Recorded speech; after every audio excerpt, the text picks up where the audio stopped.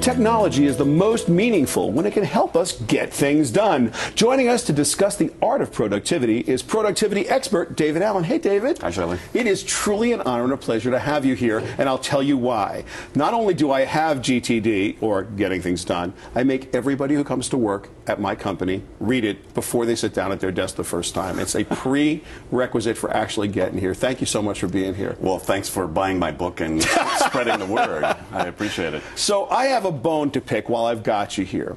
It seems to me that your book has been softwareized by people who don't realize that your method is incredibly simple with a pen and a paper, but when you start adding layers of computerness to it, you actually spend as much time doing the computery part as you do getting things done. So I don't blame you, but I blame you. Yes. Well, productivity porn, come on. You know, there are worse ways to waste your time. You know, you might as well explore software and, you know, feature creep. I guess. Till you're dead, you know. I guess. Tell everybody what the basis of GTD is. Get it out of your head. Decide sooner than later what outcomes you're committed to, what the action step is you need to take. Organize that in some coherent way so that you can step back and look at the whole thing on a regular basis, keep it current, and then feel good about your choices about what you do. Now, there's a whole part of the book that talks about the psychology of getting your to-do list out of your head and into something you can trust. Is that the essence, or is there... That's a big part of it. You know, a lot of the paradigm shift is truly to stop using your psyche as your system, because it's not designed for that. It's designed for having ideas, but not for holding them. It's also not designed to hold all of the potentially meaningful things and to be able to manage context. So you've got to get it out of your head. I mean, everybody, you know, watching, listening to this, at some points felt overwhelmed and confused and sat down and made a list and felt at least a little bit better. Right. And nothing changed except how they were engaged with their world. Well, if you reverse engineered that, figured out why that happened, you'd never keep anything in your head the rest of your life. So I don't. Okay. I get it.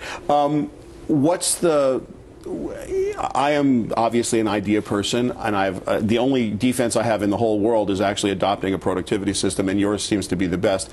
What's your advice for people who are just filled with ideas? They're brimming with ideas, and they've got lists everywhere and little pieces of paper everywhere. And what do you got for them? Well, if they've got it on little pieces of paper, that's a first step.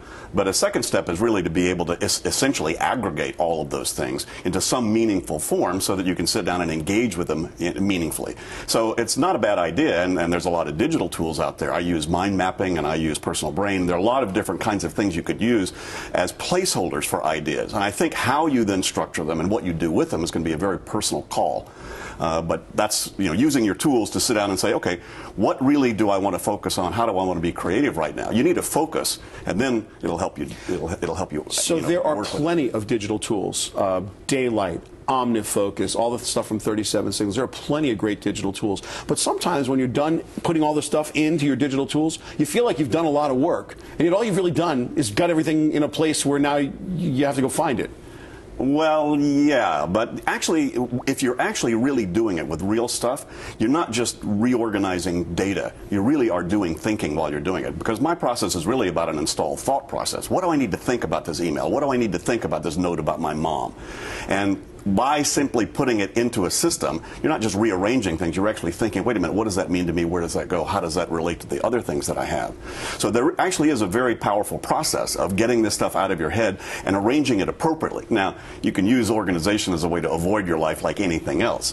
You know, too controlled is out of control, because you don't have the flexibility, you don't have it current, and it does become too much trouble. That's why it's got to be very simple, very fast, and you've got to keep it current. Otherwise, you won't trust it. We are going to continue this right after the break. I'm Shelly Palmer. You're watching Live Digital.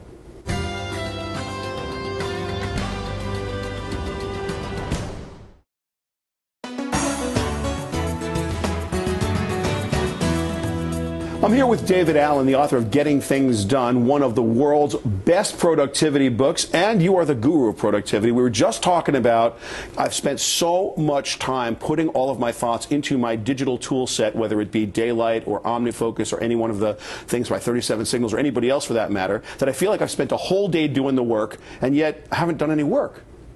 Well, if you spent, most people would give a significant body part just to have 2 hours in a week to sit back and really look at the whole game and really be able to have the freedom in their head to focus strategically or creatively on what they think they need to focus on. Sure. So as much time as you need to get your head clear so that you've got a clear focus is just as much time as you need. If you don't do that at all, what's really inefficient is to have a thought occur to you more than once.